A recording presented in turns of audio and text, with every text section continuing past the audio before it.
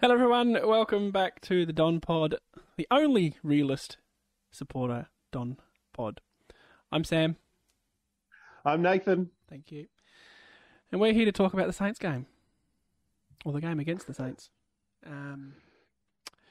Might be a bit flat. We'll try our best to just take the edge off it because it's only pre-season. Yeah. But I know it's pre-season, but it's still hard to watch. It wasn't... It wasn't ideal. Let's put it that way. So, I felt that. Yeah, well, I just think I felt that because I've watched a few of the other games. Like I watched the Brisbane Doggies game, which was very good quality, and I'd watched the Carlton. Who'd they play? Carlton Melbourne game. That was also very good quality, and I was expecting a bit better quality from us, especially with us coming off the game against the Bulldogs. Yep. Which was pretty sloppy in itself, but we did beat a very good side there. So, I just thought we looked sloppy. We were very sloppy. We'll get to that. Yep. Sorry. So I'll throw some numbers. Plus 10 inside 50s, which is a bit of a reminiscent sort of concern from last season. Yeah. Dominated the hit-outs, 42-22, only plus 2 clearances overall. 26 scoring shots, I think we had. To the Saints 22, so I mean we generated the scores, just probably a bit inaccurate. 9-17 too is horrible. Horrible. 17 points is just disgusting. In terms of some individuals, Peter Wright kicked 3 and took some really nice marks. Kicked a set shot from the centre square, which I quite enjoyed, but then disappeared for the second half, and he did play 86% game time, so he didn't go off. He rocked a lot more, I thought, in that second half too. He did. Perkins looked quite good. Couple of goals, did some nice things with his body moving and sidestepping and running away from players. Sammy Draper dominated the ruck, 24 hit-outs. Peter Wright, 17, so not far behind, actually, on that point. And, what's his name? Nicholas Martin. Yeah, I rehearsed that. Oh, Nicholas, yeah. Nicholas Martin, 42% game time. 16 touches, 57 fantasy are behind, and once again looked every bit an AFL footballer. He looks capable, very capable. He seems to, and I agree with I think Buckley said it. The game slows down around him, which is what that first game against the Dogs when he came on. I thought the same thing. I thought he's got. I don't want to say it. It's a bit Pendlebury-like. Well, I was about to say that. Yeah, if you think of one player that everything slows down around them, for me, it's Pendlebury. I'm not saying he's like Pendlebury. Nope. I'm just saying that's the skill. That's a trait that Pendlebury has. Yep. Other than that, not a real lot of standouts for us. For individuals, it was good to see Kane Baldwin kick a goal. We'll touch on him a bit more later on. He played well, yeah. I thought a lot of our young kids played well, to be honest. Probably it was the ones I had more concern with were some of the older players. It was a lot of the young kids played well. All right, moving into a bit more discussion. So we were very sloppy. I can't think of any better word to describe it than just really bloody sloppy. Well, I think it started too for me in the first quarter. To let them kick 5 goals in the first quarter, and a lot of those goals came from. I thought that we had sometimes three players going up for mark or contests in their forward 50. And none of them would influence the contest. None of them would mark it. And the ball would hit the ground and there'd be Saints players everywhere. Yeah. And I thought our defenders were just too far up the ground a lot of the time. Like the ball's going over them I thought we went in a bit cocky and it looked like they thought, we've been practicing this stuff and we'll be awesome. And hang on, this competition is better than what we do. We're actually playing. These are better than the training, what we do at training. We better sharpen ourselves up. Yeah. And on your 5-goal first term for them, 4 of those goals was from direct turnovers, which isn't ideal when you're giving them the ball back and letting them score. Again, going back to that accuracy in front of goal, 2-4 we kicked, 2-4, 16 to 5-1, so they're making the most of the chances. Yep. But for me, it wasn't even, if we're trying a new sort of system where we take a more challenging kick, and they're turning the ball over from that in a pre-season. That's what pre-season's about. That's exactly. Now's the time to be doing that. 100%. I don't have a problem with that. Yep, agree. What I can't get behind is the fact that I lost count. I lost count of how many times we dropped a mark when it was on the chest. Yep. Not even from a spoiled, they just spilt a mark. No, it's just, yep. And it's unbelievable. And You go from that to Peter Wright clunking some absolute really nice pack marks, who hasn't taken a mark all pre-season, I might add. But that's the unforgivable stuff. You're not going to win games of football if you're dropping chest marks. Well, you're right, but consistently, it's that level of quality of basics of football is disappointing to see.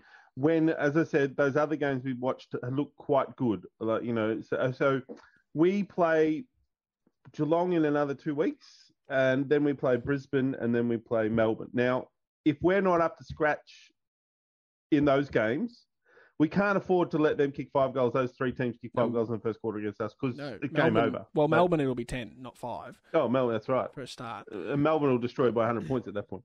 Yeah, so we've got to really switch on. And one of our concerns last year was a lot of the games, we just didn't turn up in the first quarter. And then we'd fight our way back, get back into it, and sometimes scrape over a win or sometimes lose it. And we'd think, oh, well, if we'd just been a bit better in that first quarter, I don't know how... How do you turn players on? Well, and? Why are you asking me? It's a problem, and I don't know. Is that something that's coachable? Maybe not. Is it a leadership thing? Maybe. I don't know. I've never played professional sport. It won't surprise you. It's got to be mindset. It's got to be mindset up top. But how you overcome that, I don't know. We went through a phase a few years ago where we were awesome starters, and then it was the third quarter or something we were awful. Yep. So weird. It was interesting. It's just a concern. It's not a worry. It's a concern. Yes, it is a concern. That's a synonym of each other. But anyway, interview with Jake Stringer at halftime. I didn't catch that. So he's back for round 1. He seems to think, and the quote he used was, "We got to be better for longer." And I think that probably sums up. My wife says. Jesus Christ. Be better for longer, be in games for longer, and when you're 5 goals down in the first quarter, then you're going to struggle. And if you're always pushing shit uphill, you're not going to win games of football. And good teams don't do that. No, well, good teams don't let us play the way we did. There are positives. I mean... well, we'll get to that in a minute. We don't want to bang on too much about the negatives. We don't, and I want to touch on St Kilda weren't horrible. They had good pressure, They were good movement, quick, very quick. That took me off guard first half or first quarter. But again, we're giving them the ball back, and 4 of those 5 goals came from that. So, but we did talk about St Kilda early in the week. You and I were talking about, well, realistically, they should be somewhere around our mark. Like they lost 1 less game than us last year, didn't they? Yeah, and they would expect to improve. So they would expect to improve. They again got a couple of injuries in the game, which will concern them because that was a Hunter Clark that got the shoulder from that best bit of play for the night for me, the Parish bump. Yes, it was just 2 guys cracked in at the footy and just went boom. But Parish is a nugget. Like he doesn't look muscly. Like how you see other guys like Stringer looks big, but Parish. Geez, he's a hard unit. He's a big boy, yeah. Billings and Clark for them, so not good. I mean, I don't wish injuries on anyone. And they've got a couple of other guys too. That the couple of was it who went out on mental leave recently, and Zach Jones. Zach Jones, and the guy they got from Sydney too. That's the same guy. Oh, Hanbury. They got Jones from Sydney though. True. Yep. But he's sorry. He's never really turned up. Like his injuries are just his calves keep popping or whatever. So I do feel a bit sorry for St Kilda, and they're not. I don't hate them the most because they've got Paddy Ryder there, and I do still love Paddy Ryder. Mm-hmm. I do now. Jake Carlisle's gone. It's a lot easier to like them. I can't stand Jay Gresham though, just the same. So yeah, no, fair enough. Little weedy bloke he's. But yeah, Brad Hill looked really good for them. Really silky, really. Rowan Marshall's a good ruckman too. Yeah, or ruck/forward. It's probably slight concern. Did Kelly play? No. No, he had concussion during the week from a training incident. So he's had concussion issues apparently in his career. So they didn't want to. That was the other issue too, was that I felt like guys, their tall forwards really just made us look stupid. Yeah, your King was unreal in the air, which again, when we're dropping chest marks and they're clunking them, is a real kick in the guts. That's right. Because King cooked 3 or 4, maybe even 5 marks in that first quarter, and I barely sighted him for the rest of the game. So again, it was like I assume it was Stewart was playing on him, or was it Laverde? No, you'd think Stewart for height. Yeah. Yeah, I think it was a bit of a mix between them, and it's like they, after the first quarter, they went, "Oh, I better go stand in my man." We better do something. Yeah, we better do some things. What I was going to say then, and what got me onto Kelly, Tim Membry 3 goals, so he's not small by any stretch, but he's not tall either, medium. No, we'll call it. But Dan Butler 2, and looked very dangerous. But again, we probably tightened up a little bit after the first quarter. And I think he kicked those 2 in the first quarter. Again, it was that first quarter we just. We let their forwards. We lost by 11 points. We got smashed. We got smashed in the midfield in that first quarter too. Yep. Which is a bad thing because that's our strength. Yep. That needs to be where we're really good. And again, you can't do that against Geelong. No. So moving into some more positive discussion, I thought, despite the fact that, I'll talk about 2 things here. We had probably a good patch of play in the second quarter, which I'll touch on in a second, and then a good patch in the last quarter. But beyond that, we played pretty poorly. And I don't know if we could play any worse, really. When you're dropping chest marks, that's a pretty fair indicator you're not on. So still have 26 shots on goal is great. To kick 17 behinds is bloody terrible. I don't know who kicked the points, actually. Let me have a look at that. So Nick Cox kicked 2 points. Draper kicked 2 points. I don't expect Draper to kick goals. The man can't kick. No, but Parrish kicked 2 points. He did have a set shot that really he's got to get better at. Yeah, he does. Dev Smith 2, and then behinds to Caldwell. Dev Smith can't kick over a jam tin. Seriously. No, his set shot looks, and it was 40 metres out. He's one of those guys where the ball looks too big for him. He just the ball. You're using the wrong size ball, buddy. It just looks too big in your hand. I can't kick this thing. It's too big. Well, we're moving on to positives. Sorry. So, to still generate the shots on goal is great. And when our forward line is sort of our weakest point, I guess that's somewhat a positive sign. I liked the second quarter because we really went into a defensive mode. And it was probably 90% of the second quarter where we really dried up their scoring. Yep. I would have liked to have seen us be able to hit a bit more the other way. Yep. And then they got 2 or 3 red time goals at the end, which was more frustrating because we had defended so well before that. And by defended, I mean the whole ground, not just defense. Well, a lot of the times we had a lot of the ball in our forward 50 and we couldn't score from it for whatever reasons. And I think there's some issues there personally.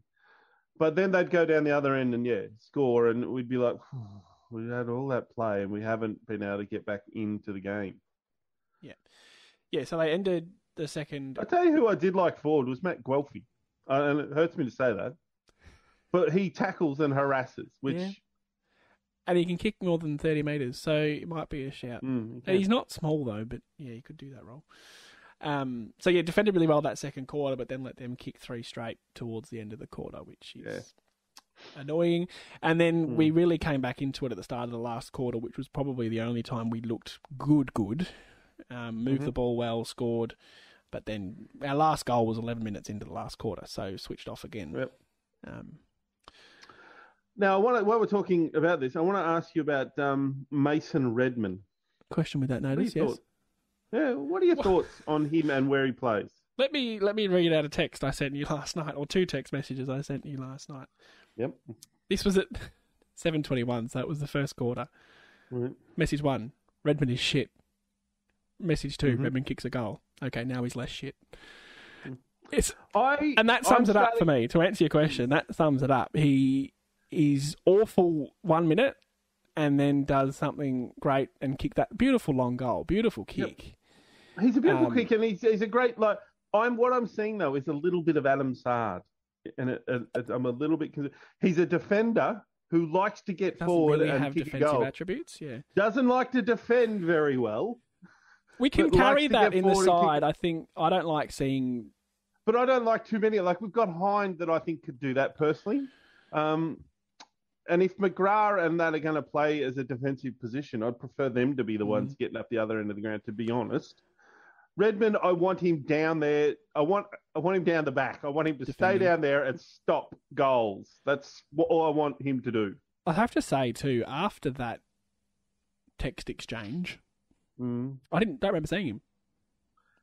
No, he wouldn't have had a quick squeeze of his numbers. My mantra, 13 touches. Yeah, okay. My mantra for defenders is if I don't realise I don't have an issue. But yeah, that's interesting. Does that answer your question?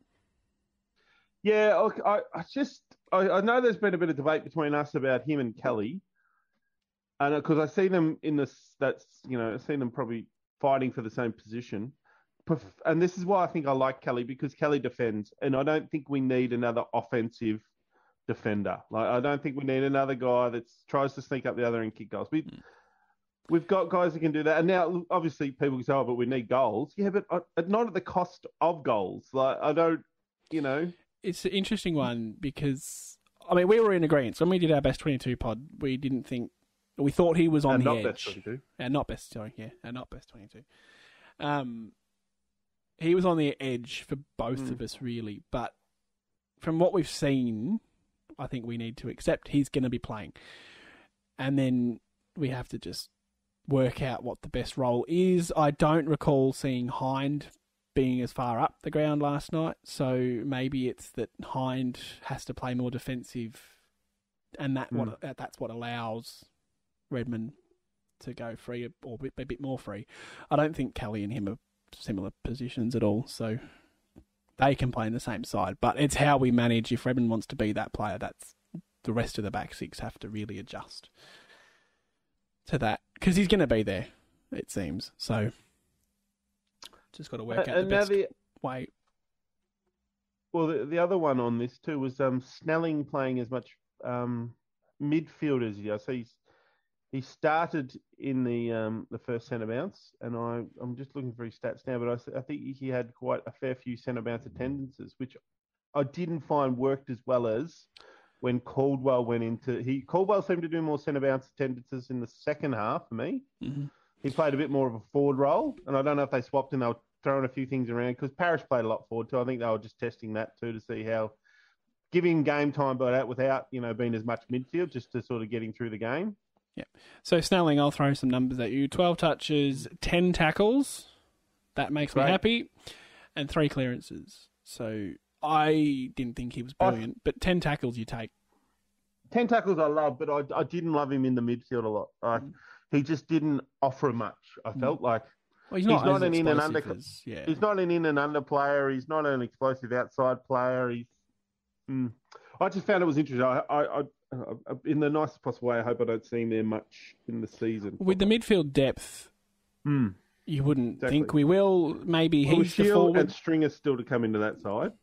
Why can't he be the small pressure forward? He's not quick, but if he harasses and tackles, and he does have a good idea of where the sticks are, and he can do a set shot. He can kick more than 3 metres. But they seem to like him up the ground more.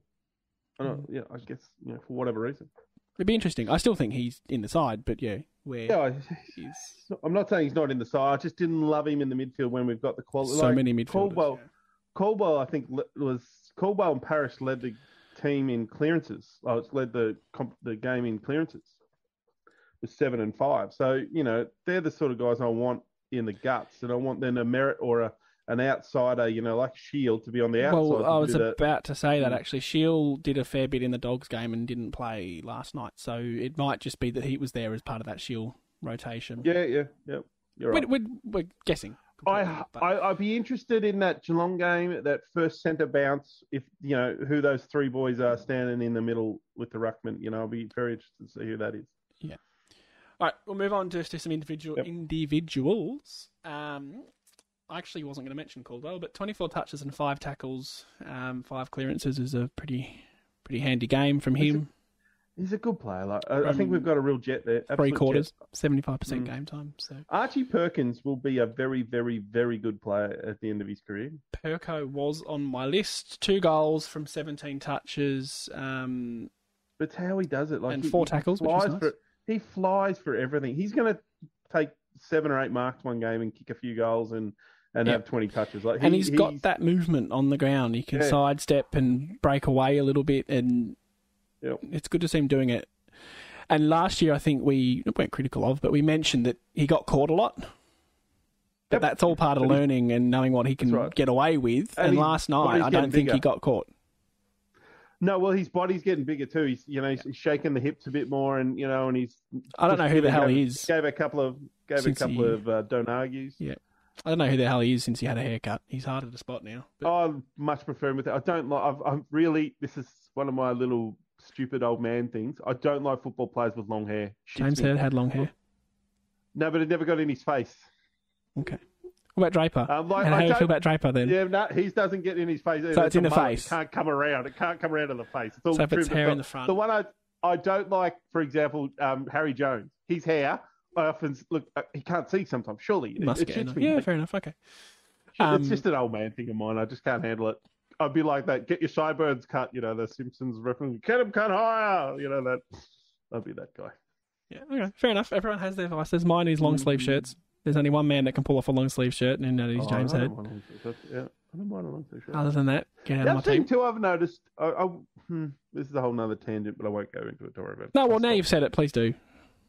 Well, I still think we need another tall down in the the games I've watched so far. I've been really interested that the number of tools. Like Richmond played with Lynch, Rewalt, Soldo, and the guy that was a backman. I can't think of his name, but he's gone forward now. So they play with 3 or 4 really tall guys. Like Rewalt would be the shortest. I'm assuming you're. Yeah, in their forward line. Who else was doing it?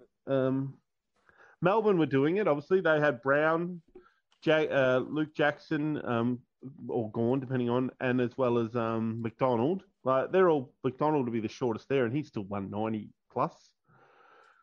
So I watched a few games where they're throwing a lot more talls forward, and I just.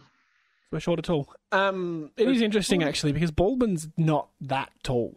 No, he's like 190. He's 193 and Stringer's 192. Yeah. So I don't classify Stringer as a tall forward. No. Yeah, you're. We've really only got Wright and Jones, and if Wright's in the ruck, then it leaves Jones. Exactly.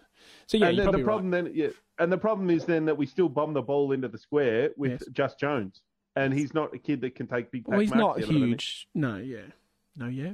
Well, maybe in another 3 or 4 years he could be that kid. I don't know, but at the moment he's not that kid yet. Excellent segue. I missed my boat there a little bit. Into Baldwin. I liked Baldwin. I liked what he did. He didn't do a lot, but when he competed in the air, he was able to get back up and then tackle or put pressure on once the ball had hit the ground. Love that. He put a block on for Peter Wright to take a mark. Was very close to a free kick, I thought, but still good awareness as a forward to do that for your other forward. And he took a mark or free kick, I can't remember, and kicked a goal. And the set shot went through. Looked pretty. Test mark, I think, actually. Was it? Goal. I thought he got clattered. I thought he got clattered anyway. Oh, I don't know. He didn't drop any marks that were markable anyway, I thought. Yeah. There was one, I think, where I remembered our conversation about him running under the ball, thinking about just that. He just needs a bit of footy. Yep.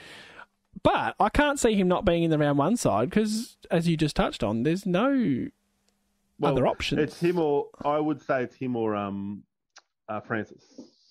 Oh, yeah. Helps to do your research when you do a podcast.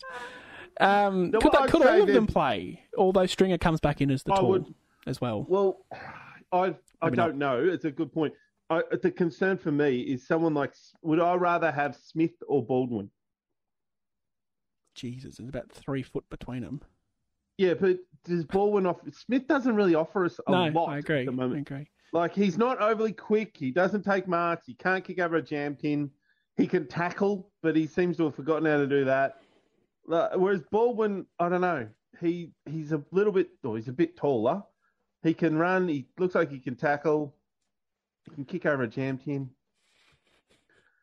I don't know. We'll see what that round one team looks like. It'd be interesting to see it. I did forget about Francis. It's going to look a great prospect. If he plays VFL, plays a year out playing VFL, then I think we might have a bit of a talent there. Yeah. So Aaron, if you're listening, I do apologise. We love the Franger. I do love Franger. I just forgot that he wasn't playing. Forgettable. He's a redhead. They're all forgettable. My bad. Oh, calm down.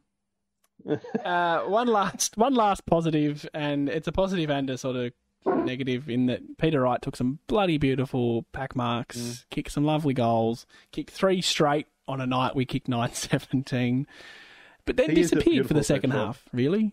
He kicked all 3 of those in the first half, and then I didn't really see him after that. Did ruck well, and actually I was quite frustrated with Draper. Wins the hit out just about every time, but hits it straight to the bloody opposition. I don't know what that's about. I told you that last week.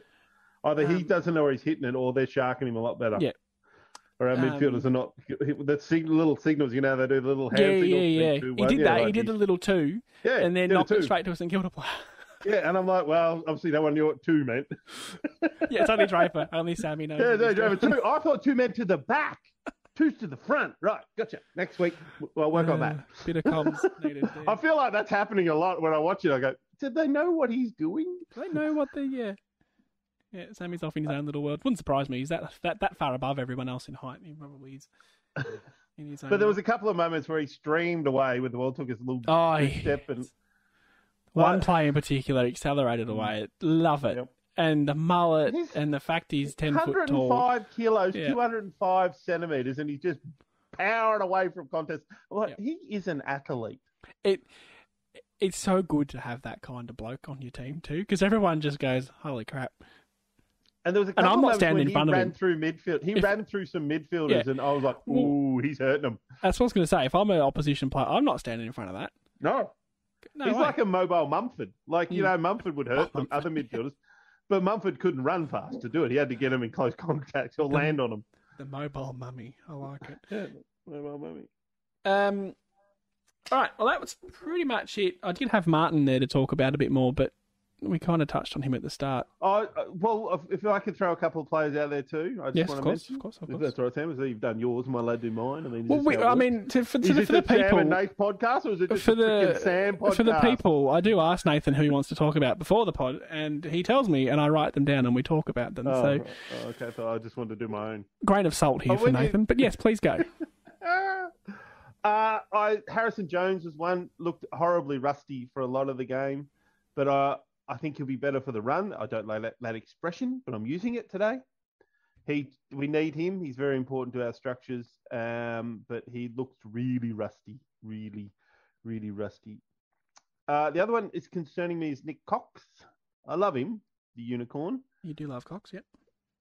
He had 3 touches to the first half, which is disgust-tang. There's a lot of tang in that disgust. Yes. And then he came good. Like, he took a few marks out forward. He looked good second half. For a man that kicks apparently on both feet, I don't think he can actually kick on both feet. His set shots were awful. Yeah. His set shots. Or one set shot and one kicking play that. Oh, I know one was out on the full. So yeah. Yeah, it was horrible. Like, and they always talk. Oh, he kicks both feet. Can kick on both feet. Yeah, he doesn't seem to do either of it well. So he can still kick on both feet though, but yeah, so can I. And you've seen my left foot. So. I can kick on. Can't do it well, but I can do it. Yeah. I can do it. I'm concerned about his development. Like, when you watch Perkins and I see like he's taken another step, you go, oh yeah, he's going to be another better player. Cox to me, yeah. Your tangent for a 200 centimetre player. Did you know he's 2 metres tall? Versus whatever Perkins is. Their development is different, so I wouldn't read too much into comparing them. That's fair enough. Then I would see. Here's my call. Then my big call. Nathan's big call. I would play Nathan's big call. Play the music. Would play Nicholas Martin. Oh, it'd be good if we had some music like that. Yeah, don't start. Don't start.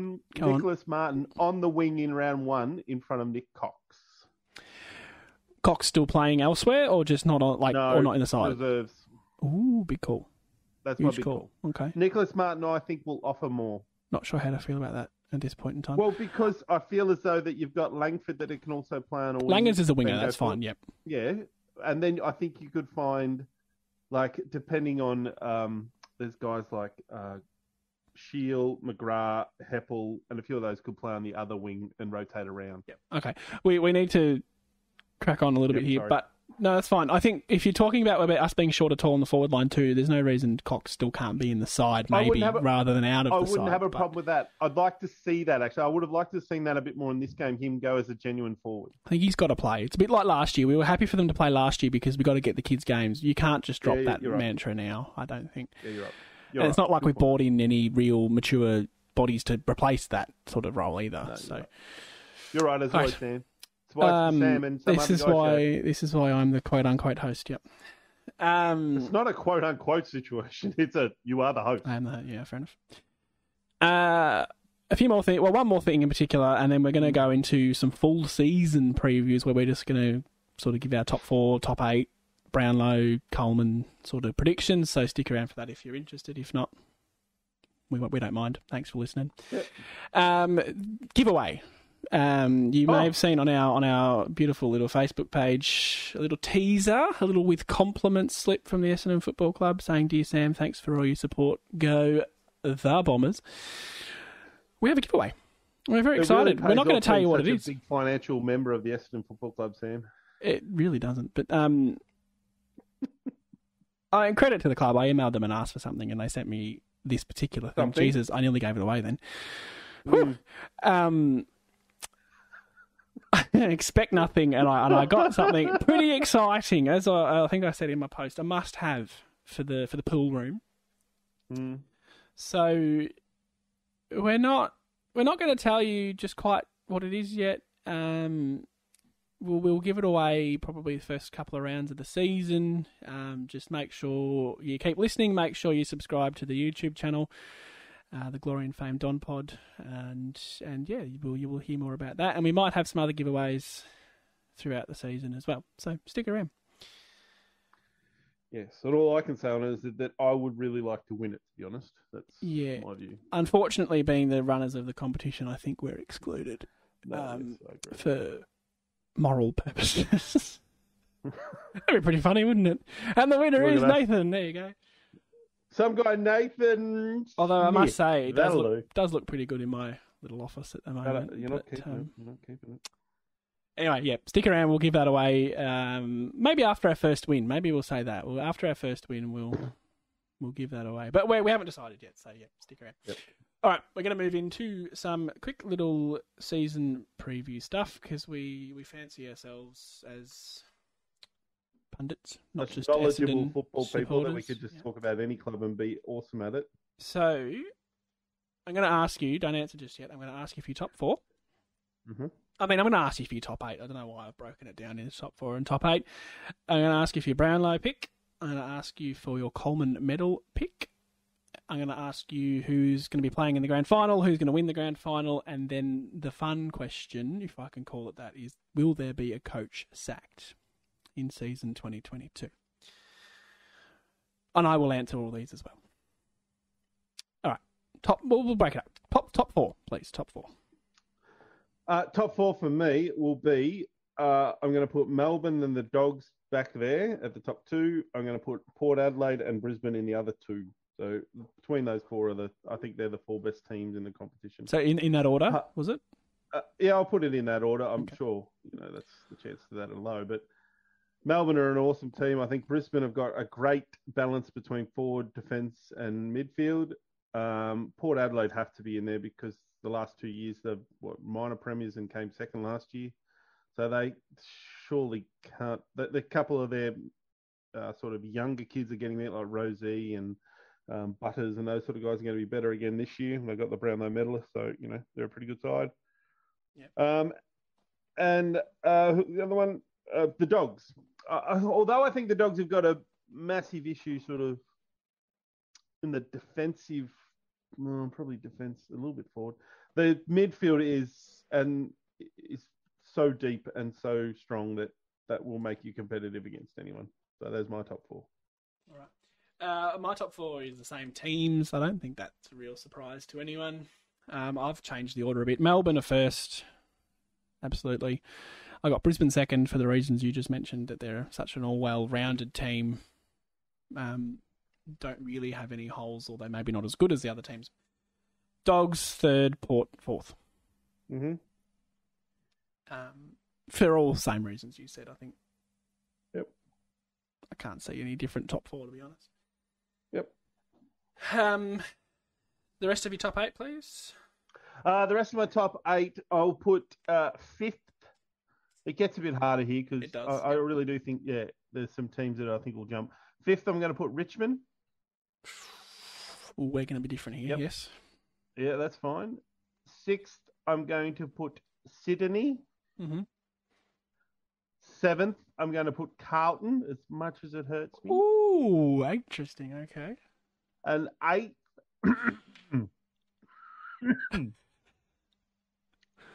St Kilda. Ooh, okay.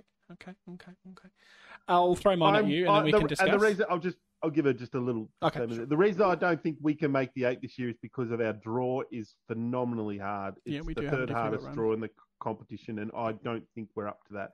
If we do make the 8, then it's massive. Yeah. For us. So in 5th, I've got Sydney. It wasn't too different from you. In 6th, I have Geelong. We have, for context, me and Nath are quite biased and just believe Geelong will drop every year, but every year they tend to stick around, so I've got to have them in there for that reason. And I feel like if I predict them in the 8, they might drop out. So trying a bit of reverse psychology. I like that. I like that. That works for me. In 7th, I have Carlton too. It pains me also, but they actually have a good side. They have a great list. Like, if you look at their list now, and they're all fit, and they've got some very good forwards, very good defenders, and they've brought in now some midfielders that I think will... And obviously, I'm more than happy to be wrong. In fact, I will encourage myself to be wrong. But I see them in the 8th. And then in 8th, I've got Freo. I think Freo are on the rise pretty sharply, and I wouldn't surprise me if they finished higher. And similar proviso, I agree with you. We're probably, if we can get close to that 11-game win mark again and be around that 8, then that's fine. There's probably, again, 6 or 7 teams that can finish in that 6th to 8th bracket. Well, that's right. See, I didn't even have Freo or Geelong in mind. 8th, I mean. And I think it's risky not having Richmond in your 8, because I watched them and look. They were only playing Hawthorn, and Hawthorn looked disgusting. Like, they will be bottom 1 or like they're wooden spooners for sure. Which is great because I hate Mitchell. So no complaints here. But they didn't look that like they only won by 20 or 30 points in the end against 25. What is clear? Yeah. They would have put their best. They weren't. Yeah, they put the sword away pretty. I tell you who looks all right. Actually, is Dustin Martin. He's playing pure midfield this year. Get him into your fantasy teams, people, as a forward. Scary. All right. Your Brownlow predictor, please. My Brownlow predictor is, Darcy Parish. Oh. Is that you biased coming through, or something you genuinely believe? He came 5th last year. Oh, the other one I'd probably actually steal if I was to step away from Essendon. I think that's Jack Steele. Jack Steele, isn't it? Yes. Yeah, if St Kilda are better, that'll be... Yeah, St Kilda, if they make the 8 and win 1 or 2 more games, which I think they can, then he is their best player by a long way and could poll 30 votes without a concern. I do think Parish is a good shot for us because he will poll well if he plays like he did last year. If he improves another 10% on last year, then I think he'll poll well. Yeah, agreed. I think there's other players ahead of him for Brownlow things. So if Sam Walsh was fit and firing from round 1, it would be him undoubtedly for me. But he's not, Sam. He's not. So I've gone Jack Steele. Also, I think a real standout in St Kilda's midfield. Won't have a lot of players taking votes off him generally. What about Petrarca? I thought you were a fan of Petrarca. I'm a huge fan of Petrarca, but Oliver, last year, I'm just looking at it, Oliver 31 votes, Petrarca 23. So there's a lot of votes between them, but whether or not it's enough. Mm-hmm. Okay. Bont's another. No, Bont won't win. He's going to play forward a lot. I'll stick with Steele, though. The Coleman medal, please. I tell you, I'm going to go a roughie there. I've got same, and it's going to be the same bloke, I reckon. Well, no, it won't be. Can't be. Is it Melbourne player? It is a Melbourne player. Why is his first name Bailey? No. It starts with B, though. Hang on, just make sure. Yep. Okay, mine definitely is Bailey, so that's fine. Yep, go on. Well, I'm going to go Ben Brown from Melbourne. Ben. Did a little lobby there. Hear me out in this. All right. So he's kicked 60-plus goals at North Melbourne when they were bottom-ish team, bottom 4, 5, bad. 6, Yep. whatever they were. Yeah. I can't see how he's had a preseason. Like last year when he got to the club, he hadn't had a preseason. He'd had knee problems or whatever. This year he's had a pretty good preseason. I can't see why he can't kick 60-ish goals again this year. I know probably your argument might be, yeah, but at North Melbourne he was the only forward, so he got everything kicked at him. But like Bailey Fritsch, who you're going to say, he kicked 48 last year also, and then 59, I think, plus with finals. I can't see why Ben Brown's going to get a lot of footy thrown at him. But anyway, that's going to be mine. Okay, no, I like it. And I love this because predictions are either genius or complete morons. So that's one of those ones where we'll look back on it and think, geez, you were spot on with that. Or, wow, that was a super bad call. Never, ever ask me any questions again. And yeah, spoilers, yeah, I think Bailey Fritsch, I think he's a really difficult player to match up on, capable of kicking 5-6 goals in a game. And I also have to go a little bit of a roughie. We can't just be boring and... pick Harry Mackay. Yeah, basically. All right. Last one is, will there be a coach sacked? Yes. And who will that be? Well, I do think there's an awful lot of pressure at Gold Coast. And they have lost one of their better players in the preseason, the King brother, whichever one he is. And I would be hard-pressed to think that they won't... I don't know how they'll deal with another bottom 4 season. They were 16th last year. I don't seriously think they'll be much better than that. What, they have 7 wins last... I reckon they'll scrape around that number again, so... I would say... So you're going with the boring choice. That's what I'm hearing. Yeah, I'm going with the boring choice on that one. I don't think anyone else personally is under... Yeah, okay. I know one other one, but I'm not going to say. So, I mean, I don't disagree with you here that Stewie Jew is probably under a lot of pressure, and it seems to be just Gold Coast are constantly under a lot of pressure. Just to be different... I think Chris Scott at Geelong, if it gets to around 10, 11, 12, and they're a fair way off it, and maybe bottom 8, 10 it is now, he might struggle. And again, this is my bias because I don't think Geelong are quite that good. And Chris Scott was given a very good list, and they won 1 flag in his first year. So really, how much of that you can put down to him is up for debate. And since then, they've played grand finals, prelims, and can't win anything. So it doesn't matter that if I told you that he signed a contract at the end of last year to see him through to 2024. I think your coach is getting sacked at breaking their contract anyway. But why would they have signed him last year? Like, we signed John Worsfold for 2 years and sacked him within 2 years. I just think they would rate themselves as being a top 4 hope or premiership hope, not even top 4. They would think they can win the flag. I think they would think they would play, yeah. So if they get to mid-season and they're not in the 8, he would be very under the pump. For what it's worth, I think Stewie Jew there that won't win a flag that'll be very upset with the world. Stewie Jew were promised medallions, I'm sure, when they went to that club. Absolutely. Yeah, Stewie Jew is the obvious one.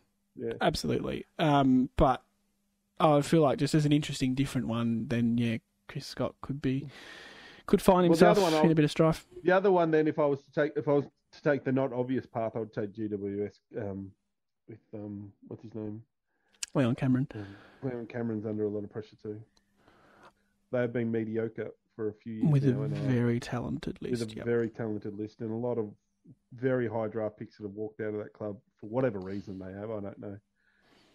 But there'd be some high-level board members that'd be getting a jack of that. Yep.